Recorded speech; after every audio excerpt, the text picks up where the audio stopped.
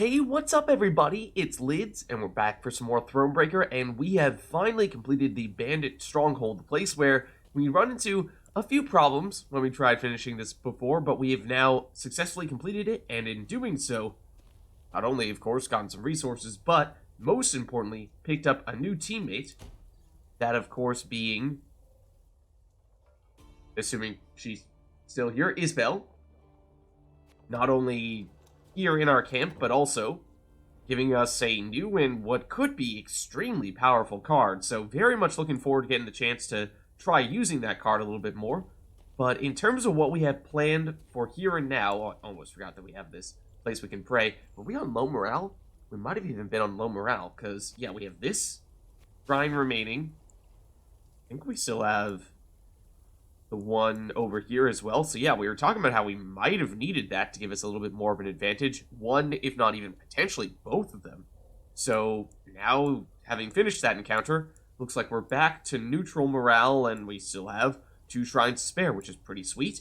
So in terms of what we'd like to do now, I think the answer is either that we head back over to this point of interest, which is the other one that we attempted a few times but were unsuccessful. Now that we have a new card, we might fare a little bit better.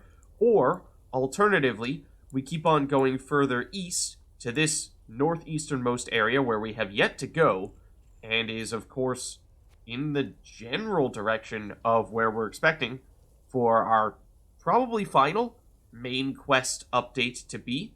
Looks like there is still a fair bit of other stuffs in this area, though, perhaps a few villages, so maybe we do press onward and presumably we'll find a fast travel location at some point in that direction where, once we find it, we can head back over to the other encounter that we had not yet completed relatively quickly and efficiently without too much trouble.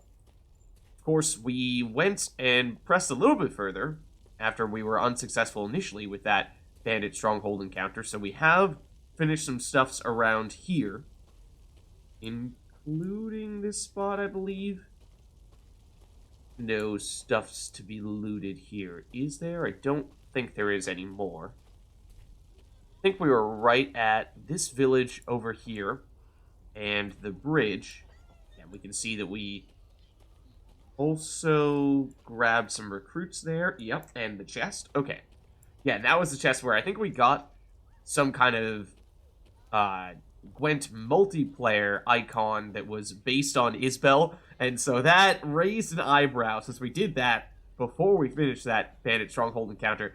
Did make me awfully suspicious that we might have in fact encountered Isbel, that she might have been the necromancer or healer behind all that stuff.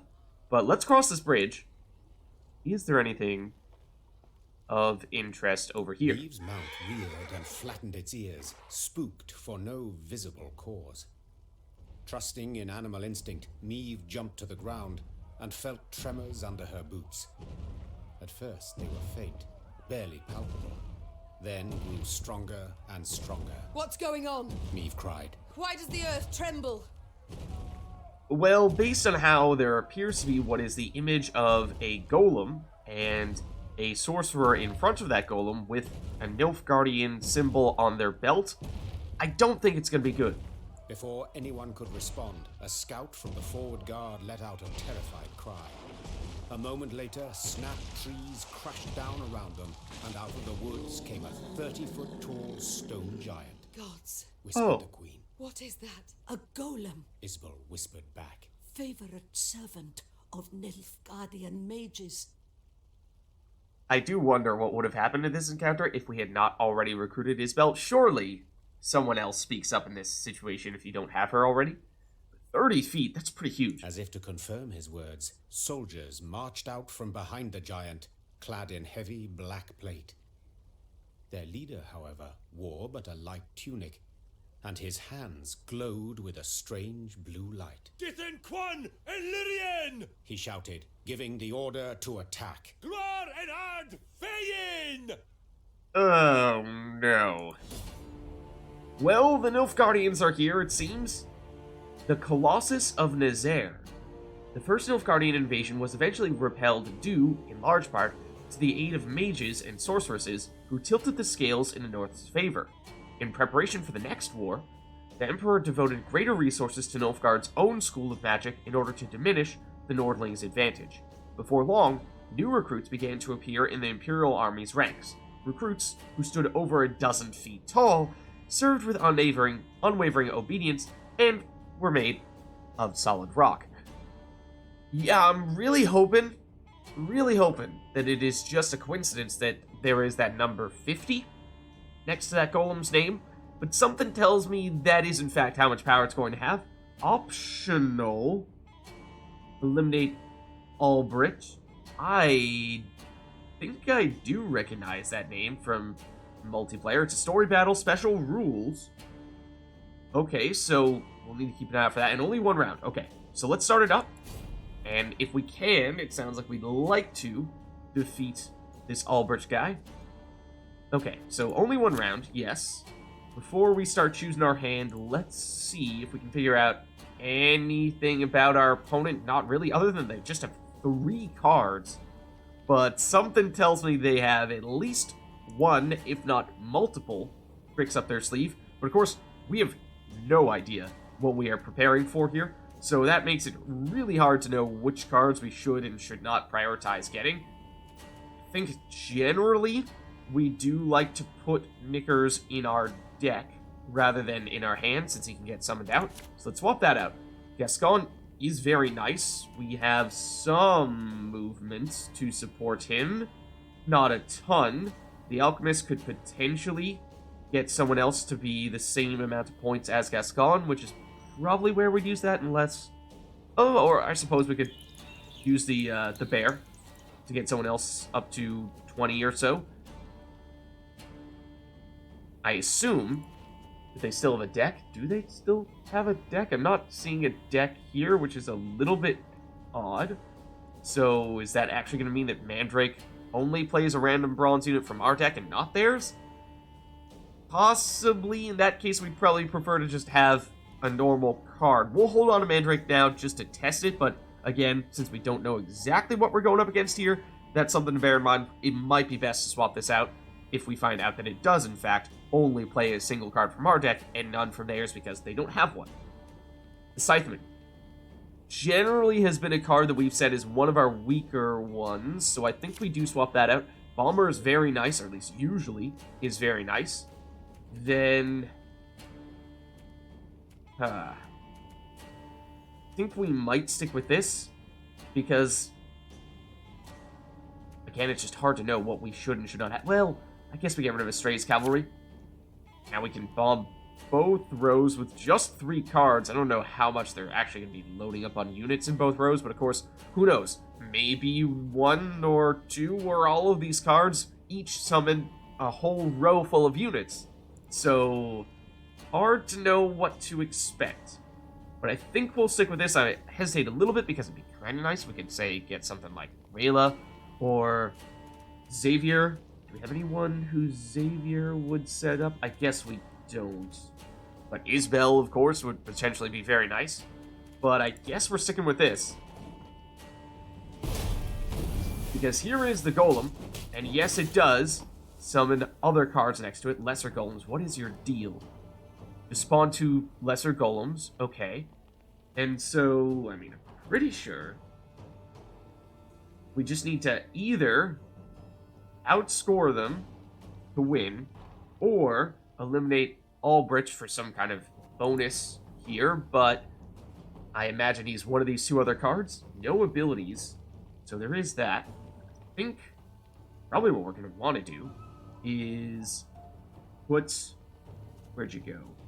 Stray's Infiltrator next to this Imperial Golem, because obviously it's worth a whole bunch of points, and so it would be very nice to steal all of those points with the Infiltrator. Just put it in the correct spot. It's boosted by the power of the unit on the right, so let's put it here.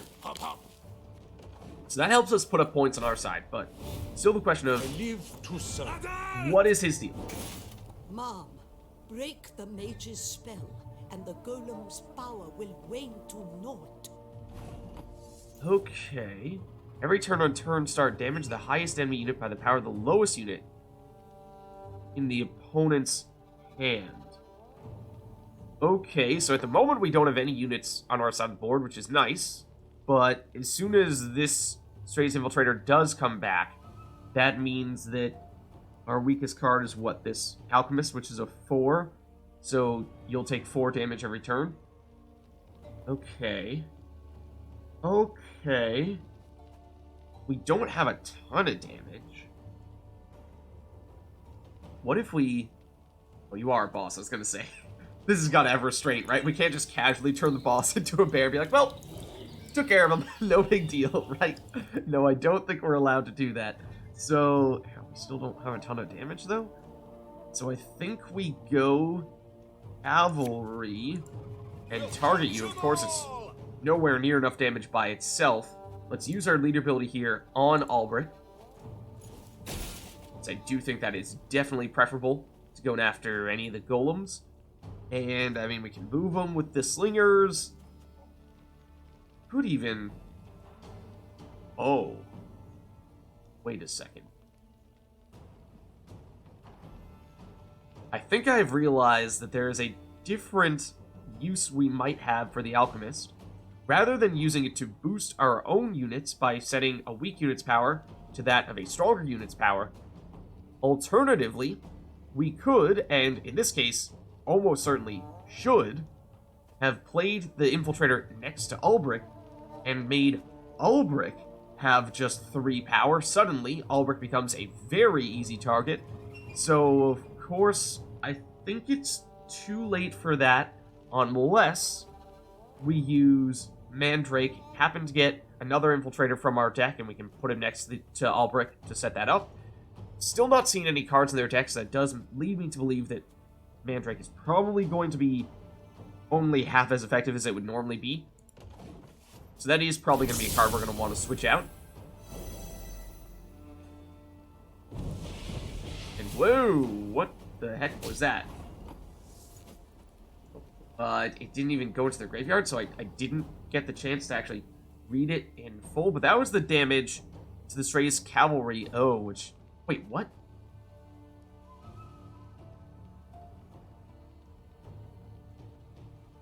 Oh, it has restraint.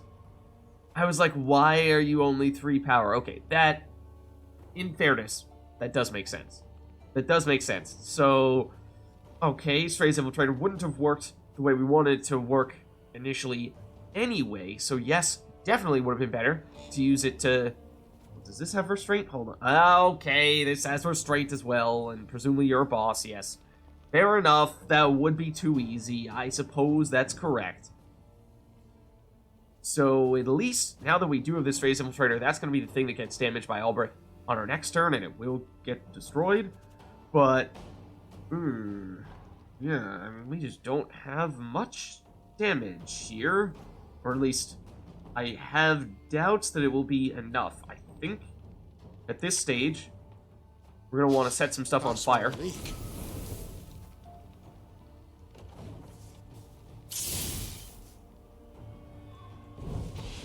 Boost Albrecht and lower the enemy's unit. The mage! Kill the mage! I really just wish that it would either go to their graveyard or just let us actually read that card in its entirety. Because I've still yet to catch all of what it has to say. Now that we've set that row on fire, I think we just set the other row on... Wait, what? They're boosting the weakest card in our hand, I think, because this Alchemist was originally a 4. Which normally would be a good thing. It's just that they're, I think, specifically boosting the weakest card in our hand so that it deals more damage to our card, since that's what Albrecht's ability is.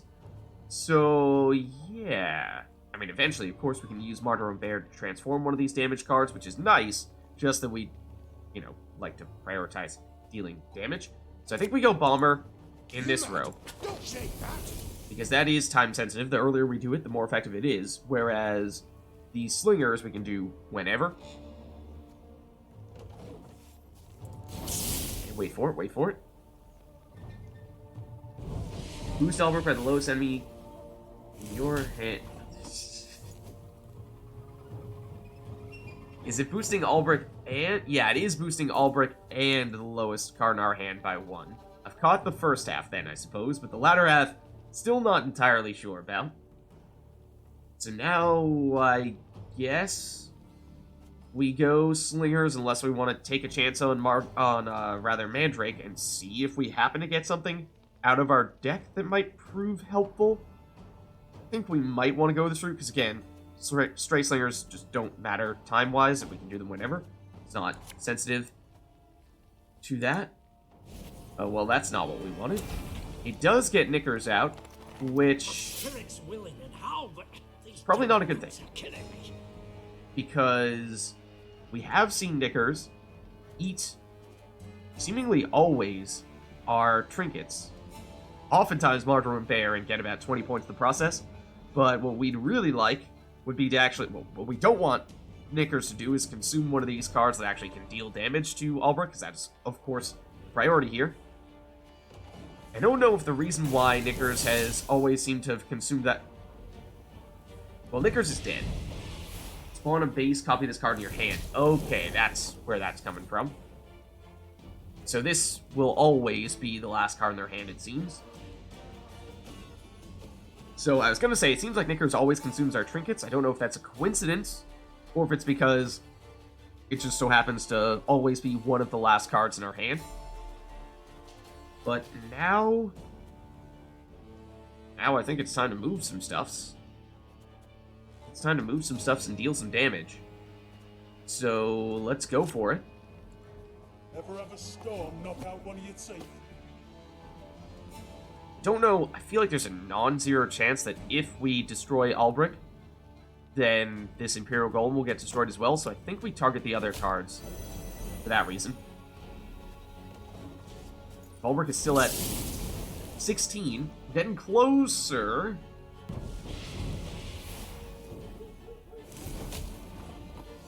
Getting closer, we have our leader ability back, so that means we can deal a little bit more damage. Let's go with the Slinger. Oh, hold on a second. Well, we just want to make sure that we're playing Gascon in a place where the Alchemist can boost up our cards. So Alchemist will set a unit's power equal to the unit on the left. So we want to play Gascon all the way to the right and boost a card up to Gascon's value. So I think we should still be fine if we keep on doing this. So now we once again move those guys. Use our leader ability to have Albrecht down to what will now be 10.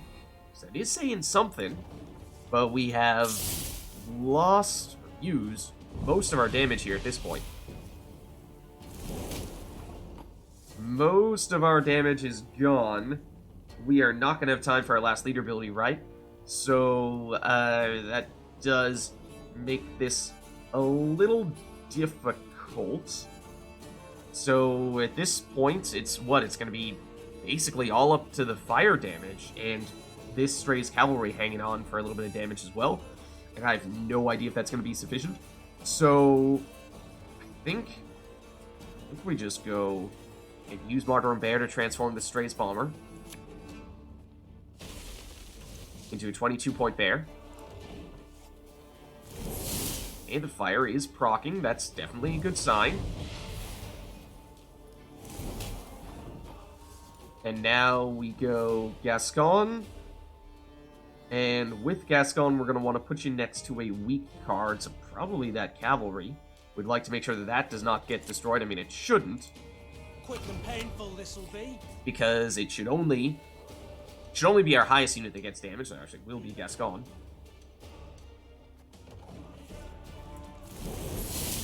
Fire does not proc there. That probably means we will not have enough damage. So yeah, we just want to go all out damage, it seems, and particularly anything that can target a specific unit. So, you know, the fire has been helpful, yes, but we would love to have more stuffs that can focus on specifically Albrecht rather than just having a percentage chance of defeating him. So I'm not even sure if we're going to outscore them here. So if we go Alchemist, the idea was, to use Gascon to power up the Stray's Cavalry. That's not so effective anymore. The Infiltrator actually would be our best option here. Infiltrator, as it turned out, was a pretty horrendous card because, again, we tried to use it on a boss. Should have known better than that, but we're learning here. We are definitely learning Greetings. how we want to... What is it? I really thought that was going to... I really thought I clicked in the place where the bear was going to boost the infiltrator, not the stray slinger. Wait, what? No, again, I just misread it. Okay, so obviously we've now royally messed this up. And in all likelihood, we will not even outscore them. But that might be a good thing, just because we'd like to retry this altogether in all likelihood. Because unless somehow Albrecht takes 8 damage, that's just not going to be enough. Okay, so I say we reload our last checkpoint here, because we might want to make some quick adjustments to our deck. I think, now that we do know what we're going up against, I'm thinking the infiltrators are basically useless, are they not? Where'd you go? Straight infiltrator. Don't think we want you. I think if we can afford to use things other than Lyrian Scytheman, we'd like to do that. The Mandrake, not so great. We very much prefer damage. And ideally, a card that can target bosses, unless damaging enemy units by 2 is a very small number, but is Albrecht ever going to be the highest unit on the battlefield? It's very unlikely because of that golem, right? So I don't really think we want to go that route. Definitely don't want to go that route.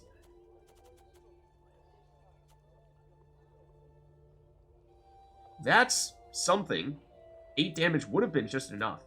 Let's... Oh, restraint on this. Okay. I think this is probably in the lead. Yeah. I think that is almost certainly our best option here to replace the Mandrake.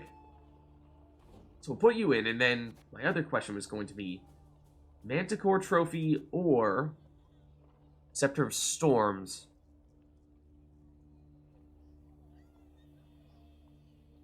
I mean, yes, there are all those little golems that could potentially end, the lesser golems could end up taking this damage, but either if we reduce Albrecht below that amount of power, because we're focusing the damage on him, or if we destroy those lesser golems altogether, then we can make Scepter of Storms do some damage to Albrecht. I think this is still going to be more effective. Timing is going to be a little bit tricky, but I think it's going to be better than the Manticore Trophy, because that's just, at best, 2 damage. Honestly, even Decoy could potentially work if we have a high damage card. I'm not so sure that we do have any one specific card that works particularly well for that. So I think we would like, if we can fit them, to get more Strays Cavalry, because that did actually add up to be a pretty big factor. So that's good. Then any more damage that we can salvage here? Well, it's mostly down to Scythemen and Infiltrators. So not unless we make other upgrades that allow us to introduce additional trinkets, and even then, it would probably be Decoy and, I guess, Lyrian Horn, to a lesser extent, could be somewhat helpful. I mean, yes, we can still put up points or heal our units. That is true, just that I don't think that's going to be all that important when we're focusing primarily on destroying Albrecht. Of course, if we do find ourselves really struggling, then we do have enough resources here to potentially craft some cards like, say, the Lyrian Arbalest would probably be the ideal candidate, since it gives us potentially a lot of damage and the ability to target that damage specifically at a given card. So that would be really nice. Wagenberg potentially could be useful as well. Lots of the old cards that we had that could assist us in taking out Albrecht. Oh, do we not? Oh, we still don't have enough cards in here. So yeah, we do need to put in, I guess, Scythemen. They're still going to be better than the Infiltrator. So we'll use them to fill in our last few spots here. Okay, let's try again. Now that we have a much better sense of what we're going up against, we definitely want to prioritize damage above any and everything else. I might skip through this dialogue here a little bit because there were no decisions to be made, and of course we know what the deal is. Alright, so now we have a better understanding of what we're going up against. So now we can actually fine-tune our hand. I do like all these Strays Cavalry a lot. Slingers, useful, yes. One Strays Bomber, probably all we need, if I'm being honest. Scytheman, get rid of it. Gascon has the chance to at least give us some more points, since we do have the Slingers to do some movement for us. So this is looking better. This is looking better. This might be as good as it gets for us. This might more or less be as good as it gets. Here's the Golem.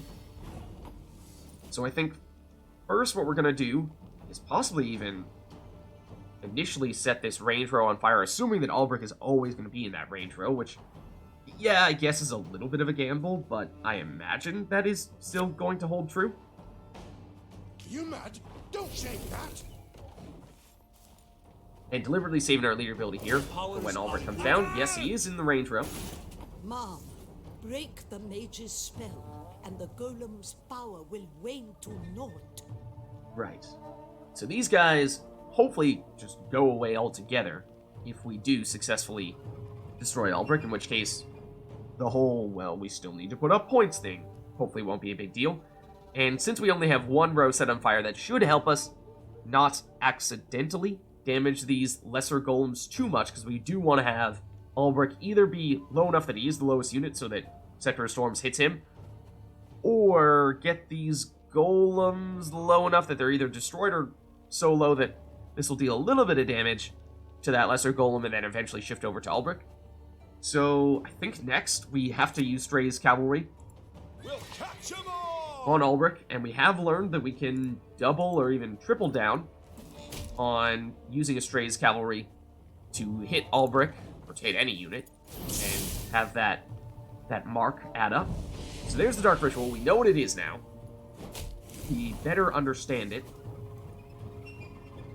So now the potential problem is that our weakest card is a 5. It will damage our highest card, which is a 5. So we might be about to lose this Strays Cavalry unless... Is there any way we can avoid losing a Strays Cavalry here? We play Gascon, we can. Then he'll get hit. But then, after that, on our next turn, I think we're still going to be asking ourselves the same question. We're still going to have, whenever we play the Strays Cavalry, it's going to get destroyed, I think. Might just play it now, accept the fact that it's going to go down. We at least get one turn worth of damage out of it, I think. But no, there, it goes down immediately. The mage! Kill the mage! Okay, well, one thing that did happen is our other Strays Cavalry did happen to get boosted by Ulbrich, so I suppose this one is safe to play. So it holds on, and once it is clearly no longer our highest unit, then it will hopefully hold on indefinitely, because Ulbrich's ability is always going to hit our biggest target, which we could now make a Slinger. Yeah, I think we go that route. Would we have been able to have played... I just didn't even see this Stray Slinger on our previous turn. If we'd played it and it was boosted slightly, it might have survived. Might have been able to keep one more Slinger on the board. Hopefully that isn't the difference maker here. Now when we play the Slinger, thing is, we're obviously damaging Ulbrich. Oh. Well, I mean, we obviously want to keep him in a row that has fire in it. We move him out here for one turn. He's not going to be actively, potentially taking damage from fire. We can move him back in on our next turn with another Slinger. So it's not too much of a concern. The thing is, the whole question of, well, do we want to be damaging the lesser golems because it might mess with Scepter of Storms? Yeah. Like, do we deliberately go... I think we go Albrecht. Imperial Golem, perhaps. Unless we think we can deal enough damage to these lesser golems that they will eventually drop so low or get completely destroyed by the fire, so that Scepter of Storms will still have the chance of damaging... at least damaging Albrecht a little bit. Once it finishes off these golems. Yeah, I guess we'll still target them. Yeah, that is up to a 5, which is good. Okay, so then we lost the Slinger, as expected. And 2 damage per turn from these cavalry. That's good. Let's definitely move you back Have it the white of an eye from half a league away. into the row that has fire on it. We're going to lose pretty much any card that we play at this point. And now we go Slinger. Bigger they are, easier Ooh. they are to target. Here's the thing. This Slinger, of course, would move Albrecht out of the range row, where he will no longer take fire damage. Would move these lesser golems back in, where they could potentially get destroyed by the fire. This one in particular just needs one more hit before it goes down. Since we have the Dazbog Runestone and a leader ability charge, I think we're fine here, because that is actually enough already. To tell you what, I think we just go for that. I think we just go for that immediately. Hit you there. Hit you here. Oh, okay, we do it individually. I believe this is our first time using this card, but there you have it. Down he goes. That does happen to get Knickers out. Away go the golems. It worked! And it worked with 3 cards to spare. Just required a little more targeted damage against him, as we suspected that it might have done. Raising her shield against the whistling rain of arrows, Meve fought her way towards the Nilfgaardian mage leading the attack. At close quarters, magic arcana would stand no chance against a well-swung blade. Meve Hopefully. roared, delivering a powerful blow. Her blade severed the mage's aorta, and drowning in his own blood, he fell to the ground. Oh. He choked out by way of last words. Then the blue aura coming from his hands flickered out, and the stone giant thundered to the ground in pieces. Perfect. When the dust of the battle had settled, the queen ordered her men to search the Nilfgaardian camp. In the mage's tent, they found a rare instrument used to communicate at a distance. Oh? A megascope. The Ah. crystals encrusted in its brass frame were still warm, meaning it had recently been used to conduct a conversation. The burning question was, with whom? Isbel! Yelled the queen. The mage dutifully came closer. This device. Could you activate it? Yes, Your Grace. But are you sure? I am. Get to work. Isbel nodded, then began calibrating the magic device. And once again, does make me wonder what happens in this situation if you have not yet recruited Isbel. Things could have potentially gone horribly wrong in that case, I suppose, because would we have just not even been able to do whatever it is we're about to do? Finally, something clicked. A light flickered on, and before Meve's eyes appeared the outline of a Nilfgaardian general. Oh.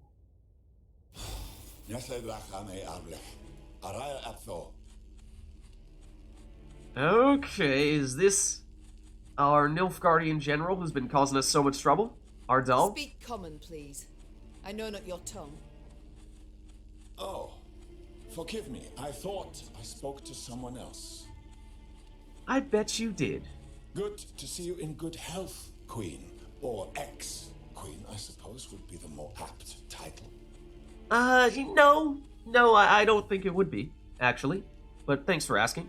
Instead of fretting so much over my title, give yours. Of course. Where are my manners? Duke Adel Ebdahi, Grand Chancellor, Commander of Army Group East.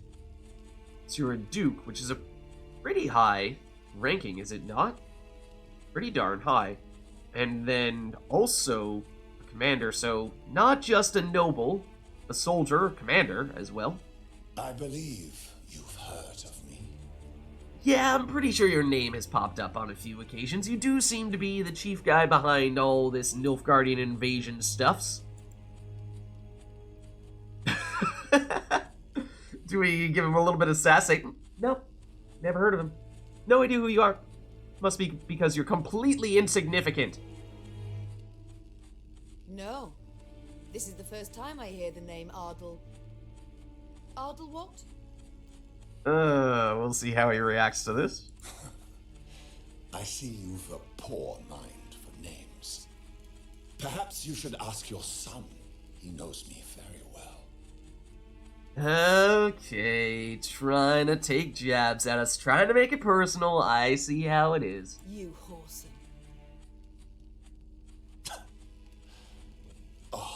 What was I thinking? You're not on good terms, are you? Sort of, yeah. Such a sad story. But don't worry, it'll soon be over. Yeah, because we're gonna defeat you, of course. Is that a threat? No. A simple prediction. Enough of this. Why use this megascope? What is it you want? Just wanted to trash talk you, for the most part. Wanted to see the man who's butchering Edern. Yeah. Tell you I shall never surrender. Also, potentially true. Just curious. Just curious is all. Nah, I think that's probably taking it a little too far with this whole light-hearted banter. No, I think I have a preference between these two. Guess we'll go never surrender. To tell you I shall never surrender. That I shall fight to my last breath.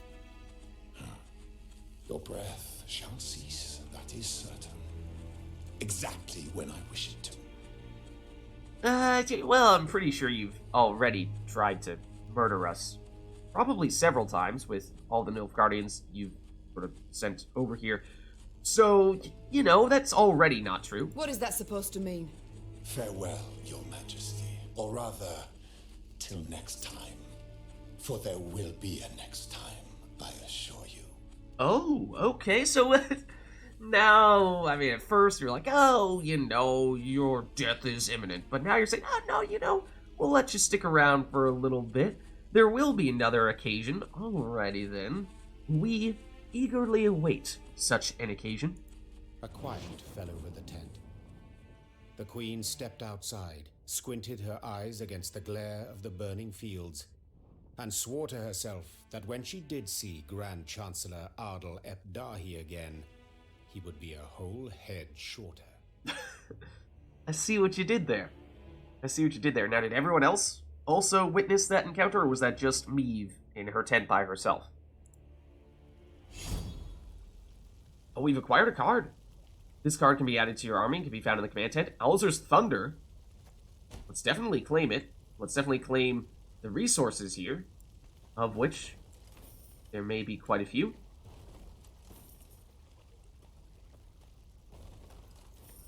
And what is the deal with this card that we just got? Alzur's Thunder, here it is. Okay, damage a unit by 10 and units adjacent to it by 5. Okay. So it is definitely... Does it have restraint? It does not have restraint. So it is definitely an objective... Well... Technically, there are very niche situations in which Dazbog Runestone may be preferable, but for the most part, it is just objectively better than Dazbog Runestone. Of course, we were previously using Mandrake rather than Dazbog Runestone. This was mostly just for the encounter that we just completed.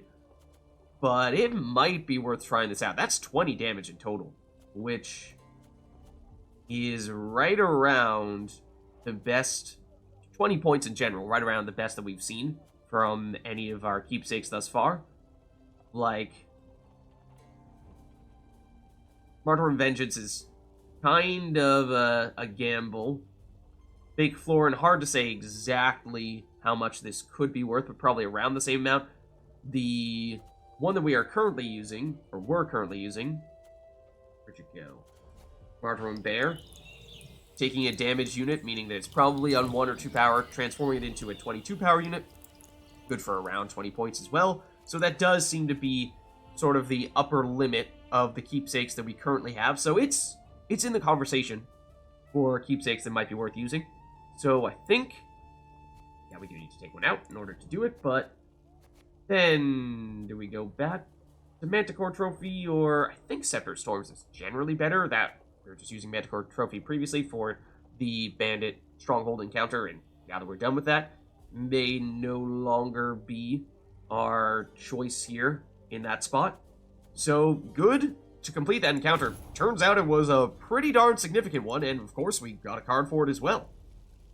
So with that being said, I think this is definitely a good place for us to wrap up here. Thank you all for watching, hope you enjoyed the video, and I'll catch you next time.